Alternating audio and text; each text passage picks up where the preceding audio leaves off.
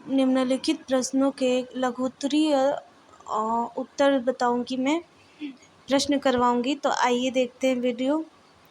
पहला है, कबीर काव्य की दो विशेषताएं लिखिए। कबीर काव्य की दो विशेषताएं क्या है? पहला, उत्तर में पहला डालिएगा और लिखिएगा कि समाज सुधारक की भावना। कबीर में समाज सुधारक की भावना अधिक पाई जाती है। और दूसरा है, गुरु महिमा का वर्णन। उन्होंने गुरु महिमा, कबीर जो है गुरु महिमा का वर्णन बहुत किए हैं। और इनकी जो भाषा है, तो तीसरा नंबर डाल के लिखिएगा, सदुगढ़ी पंचमेल खिचड़ी भाषा का प्रयोग इन्होंने अपने काव्य ग्रंथ में किया है। ओके। तो दूसरा प्रश्न है, साखी से क्या तात्पर्य है, स्पष्ट कीजिए। उत्तर है, साखी शब्द साक्षी का उद्भव रूप है। क्या है? साक्षी का उद्भव रूप है। कबीर ने इस शब्द का प्रयोग अंतर मन या अंतर आत्मा के साक्षी साथ के संबंध में किया जाता है, जबकि स्वयं को आत्म रूप समझते हुए अपना आत्म निरीक्षण या आत्म अवलोकन करता है तो वह साक्षी भाव की स्थिति में रहता है। जब आत्म अवलोकन या आत्म निरीक्षण कोई करता है तो वो साखी के रूप में पाया जाता है। तीसरा प्रश्न है, तुलसी रचित अवधि के दो काव्य ग्रंथों के नाम लिखिए। तो प्रश्न ध्यान से देखिए, तुलसी रचित अवधि के दो काव्य ग्रंथों के नाम लिखिए। तो तुलसी के रचना जो है वो अवधी भाषा में लिखी गई, मतलब दो भाषा में, मतलब दो रचनाओं के नाम लिखना है, दो काव्य ग्रंथों के नाम लिखना है जो अवधि में हो। तो पहला, मतलब हमने यहाँ पे 2-3 लिखा है तो आप लिख सकते हैं, 2 ही पूछा है तो 2 ही लिखिएगा। प्रश्न जितना पूछे आप उतना ही उसका आंसर दें, ना कि उससे अधिक, ना कि उससे ज़्यादा। तो इसमें प्रश्न में 2 ही पूछा है तो आप 2 ही लिखेंगे, हमने 3-4 बताया है। तो पहला अवधि में जो लिखा गया है, रामचरितमानस है, पार्वती मंगल है और जानकी मंगल है, रामलला नछुर है और वरवै रामायण है। चौथा प्रश्न है, तुलसी रचित ब्रज भाषा के 2 ग्रंथों के नाम लिखिएगा अथवा तुलसीदास की ब्रज भाषा में रचित रचनाओं के नाम लिखिए। मतलब क्वेश्चन देखिए, इसमें लिखा है कि ब्रज भाषा के 2 काव्य ग्रंथों के नाम लिखिए या रचनाओं के नाम लिखिए, मतलब बात एक ही है। ब्रज भाषा में रचनाओं के नाम लिखना है या ग्रंथों के नाम? ग्रंथों के नाम वही होते हैं जो रचनाएं होती हैं, वही लिखना है। तो दूसरा उत्तर है आपका, विनय पत्रिका, कृष्ण गीतावली और गीतावली आदि। प्रश्न में 5वां है, बिहारी सतसई में प्रयुक्त छंद के नाम लिखिए, उसका लक्षण बताइए। तो बिहारी के छंद, दोहा, लक्षण, इसमें 4 चरण होते हैं। दोहा लक्षण में 4 चरण होते। पहले व तीसरे चरण में 13-13 मात्राएं तथा दूसरे और चौथे चरण में 11-11 मात्राएं होती हैं। यह सममात्रिक छंद है। जो 13-13, 11-11 मात्राएं होती है वो सममात्रिक छंद होती है। अंत में जगड़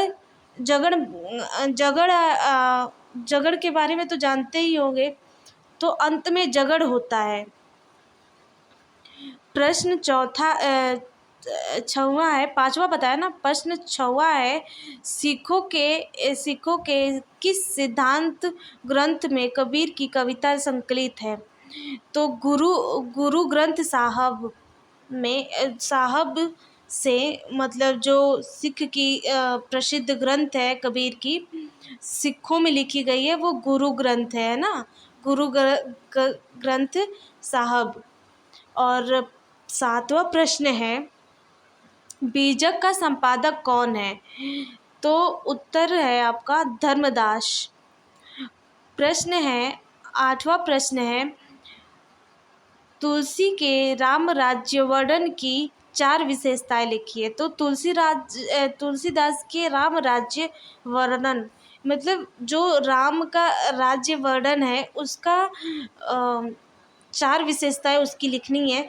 तो उत्तर में पहला डाल लीजिएगा, राम राज्य में किसी को दैहिक वैदेहिक भौतिक दुख नहीं हुआ था। मतलब उस किसी भी इंसान को राम राज्य में, जब राम का राज्य चलता था उस समय किसी को भी दुख और भौतिक दुख या किसी भी चीज़ का दुख नहीं होता, दैविक या दैवी भौतिक दुख नहीं होता था। और दूसरा पॉइंट है, वृक्ष मांगने से फल देते थे। अगर प्रभु श्री राम से तुलसी ने राम राज्य में बताया है कि प्रभु श्री राम से अगर वृक्ष मांगो तो वो फल देते थे। अर्थात समझ रहे हो ना, उनसे कोई भी चीज़, मतलब वृक्ष का मतलब कि वृक्ष मांगो फल देते थे। मतलब कुछ भी मांगो वो इतनी ज़्यादा भर देते थे। और तीसरा पॉइंट है, सभी परस्पर प्रेम भाव से रहते थे। इसमें मतलब राम राज्य में सभी प्रेम भाव से रहते थे। चौथा पॉइंट है, सभी लोग निरोग और किसी को अल्पकाल की मृत्यु नहीं होती थी। मतलब सभी लोग निरोग रहते थे, किसी को कोई बीमारी नहीं होती थी, कोई अल्पकाल की मृत्यु नहीं, कोई आधे समय की मृत्यु नहीं, सब अपने अपने समय पे सबकी मृत्यु हुई। और प्रश्न हो गया 9वां। इस प्रश्न 9वां है, मध्यकाल के 2 महाकाव्यों के नाम लिखिए। तो मध्यकाल के 2 महाकाव्य कौन कौन से थे? उत्तर है, जयसी कृति पद्मावती तथा तुलसी कृति रामचरितमानस। पद्मावती जयसी का जानते ही है, उसका हमने अर्थ भी, पद्मावती का कुछ मानसरोवर खंड का हमने व्याख्या भी करवा रखा है, तो आप देख लीजिएगा वीडियो में। तो जयसी का जो पद्मावती है वो महाकाव्य खंड है, मध्यकाल के महाकाव्य खंड है। और तुलसी की रामचरितमानस भी महाकाव्य है। प्रश्न नंबर 10वां है, कबीर